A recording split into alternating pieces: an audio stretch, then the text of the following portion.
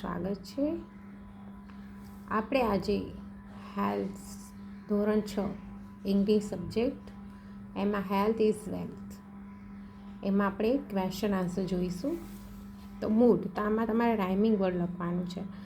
પહેલો અક્ષર અને પાછળના જે અક્ષર છે પાછળના અક્ષર સેમ આવવા જોઈએ. જેમ કે મૂડ તો એનું ફૂડ, પછી ગુડ, આવી રીતે ફોલ તો ટોલ, ઓલ, રોંગ તો લોંગ, સ્ટ્રોંગ, અને સ્ટીક તો સ્ટીક અને ક્વિક.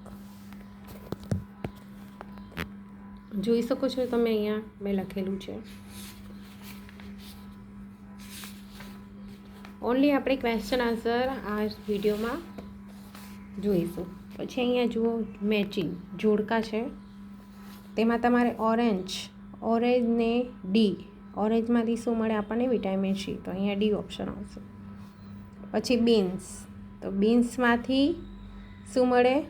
તો મેક યોર સ્ટ્રોંગ, તમને સ્ટ્રોંગ બનાવે બીન્સ, તો ઈ.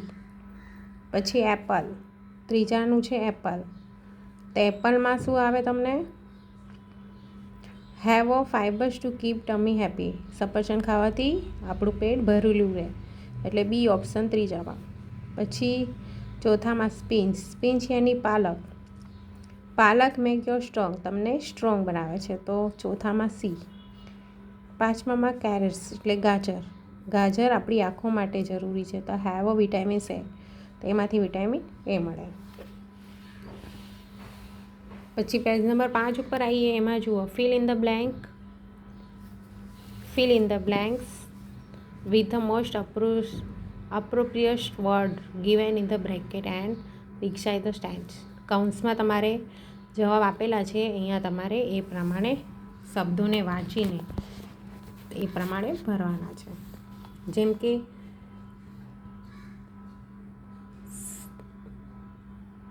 સ્ટ્રક્ચર્સ એન્ડ બ્રાઇટ, તો શું આવે? ઓરેન્જ. પછી ફિલ્ડ વિથ ખાલી જગ્યા સી, તો વિટામિન સી શેમાંથી મળે? તો આમાં આવશે વિટામિન્સ, તો એ સી માટે.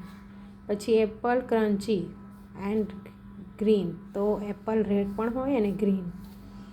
ધ હેલ્થીસ ખાલી જગ્યા યુ વેરી સીન્સ, તો શું આવે? બાકી શું રહ્યું? સ્નેક્સ, તો આમાં સ્નેક્સ.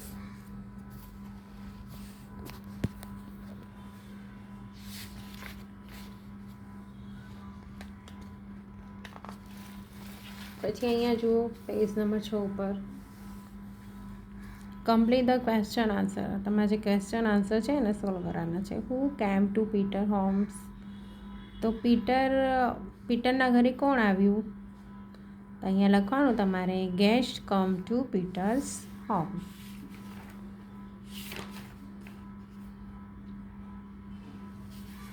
એટલે સમ ગેસ્ટ, કેટલા ગેસ્ટ હતા એ પીટરના ઘરે આવ્યા હતા. પછી બીજામાં જુઓ vote did Peter eat last night, છેલ્લી રાત્રિ પીટરે શું ખાધું હતું? તો પીટર્સ એટ 3 સેન્ડવિચ, 1 પીઝા, 2 ડોસા. જે એને ખાધું છે એ તમારે લખવાનું છે કે એને 3 સેન્ડવિચ, 1 પીઝા અને 2 ડોસા ખાધા. Vote did Peter eat sandwich, તો આના પ્રશ્નો હું તમને આપણે આમાં સોલ્વ કરાવું છું. પેજ નંબર 6ના પ્રશ્નો હું તમને આમાં સોલ્વ કરાવું છું. તો vote came to Peter's home, તો some guest come to Peter's home. What did Peter eat last night, તો Peter ate 1 pizza, 2 dosa and 3 sandwich last night. પછી ત્રીજો પ્રશ્ન આમાં એ છે કે what did Peter eat sandwich, તો Peter ate sandwich at 10 o'clock. ચોથામાં what did Peter eat pizza, તો Peter ate pizza in the garden. Did Peter go to the doctors, તો yes, Peter went to the doctor. પછી એની નીચે જે example the bread, અહીંયા જુઓ, અહીંયા તમને આપેલું છે એક્ઝામ્પલ. બ્રેડ તો બ્રેડ. પછી ઈટ તો એનું એટ, કાં તો ટી. ટોપ આપણે શબ્દોને ફેરફાર કરવાના. ટોપ તો પોટ, પોસ્ટ તો સ્ટોપ ટોપ્સ, બટ તો ટ્યુબ, લેટ તો લેટ, નેટ તો ટેન, ઢોસા તો સોડા, નાવ તો વન, લૂઝ તો સોલ્ટ, લાસ્ટ તો સોલ્ટ. પછી એની નીચે તમે જોજો પેજ નંબર પર લેટરો છે. આવી રીતે લેટર છે, એને તમારે વધારાના જે લેટર હોય સેમ એને ચેકી નાખવાના છે અને એના શબ્દ તૈયાર કરવાના છે. જેમ કે જુઓ અહીંયા વધારે એમ છે, એને તમે ચેકી નાખશો તો ડૉક્ટર વર્ડ બનશે. અહીંયા પેન્સિલથી લખેલું છે બરાબર નહીં દેખાય, અહીંયા જોઈ લો. પછી બીજામાં બી વધારાના એમ હોય એને ચેકી નાખો તો હંગરી બનશે. પછી અહીંયા એમ ચેકી નાખો તો પીઝા. પછી અહીંયા બી એમ ચેકી નાખશો તો ક્વિકલી. અહીંયા ગ્લાસ એમ ચેકી નાખો તો વધારાના જે સેમ અક્ષર છે એને ચેકી નાખવાના, તો તમારે જે મેઇન વર્ડ છે એ આવી જશે.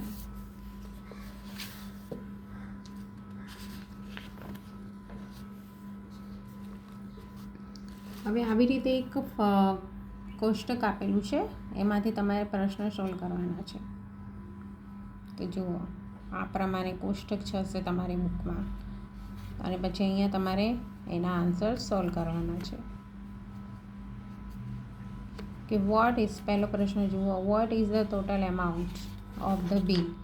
ટોટલ બિલ કેટલા એમાઉન્ટનું બનેલું છે, તો તમને અહીંયા દેખાશે ટોટલ બિલ કેટલું છે, 1454. બીજો પ્રશ્ન, who is the owner of the Annapurna grocery store. Annapurna grocery કોણ ચલાવે છે, કોણ છે એમાં ઓનર? તો અહીંયા ઓનરનું નામ છે રમેશ બારોટ. તો અહીંયા છે Ramesh Barot is the owner of the Annapurna grocery. How many tyres of grounded oil was about. તો 2 liters of ground oil was about.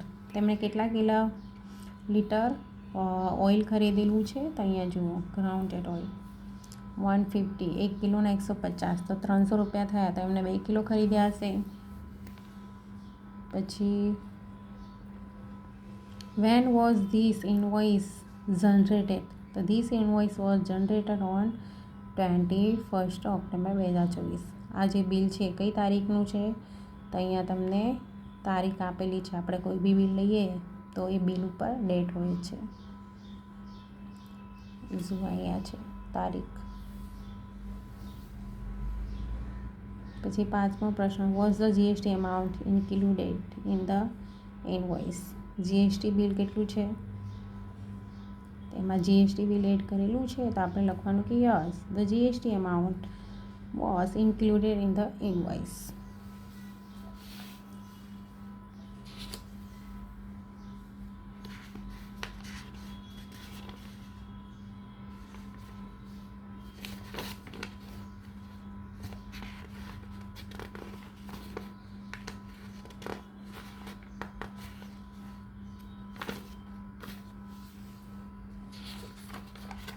પછી પાછળ આપણે પ્રીપોઝિશન આપેલા છે, એને સોલ્વ કરીશું. પ્રીપોઝિશનમાં આ રહ્યા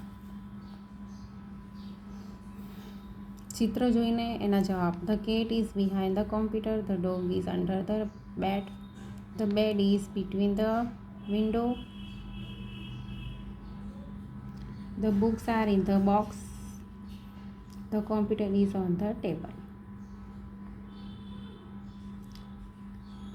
અહીંયા બ્રેકેટમાં તમને આપેલા જ છે જવાબો, અહીંયા તમને એ પ્રમાણે ખાલી જગ્યા પૂરવાની છે. પછી એની નીચે આવીએ, in, on, in front of, behind, એનો ઉપયોગ ક્યાં થાય છે એવું. તો પહેલાં તો ક્વેશ્ચન છે, I was Born in, on, above, તો જન્મ ક્યારે થયો, તો એમાં આવશે ઇન. બીજામાં જુઓ, he is won in front of, between his computer, જુઓ ઓન, ઇન ફ્રન્ટ ઓફ કે બિટવીન, તો જવાબ આવે in front of his computer.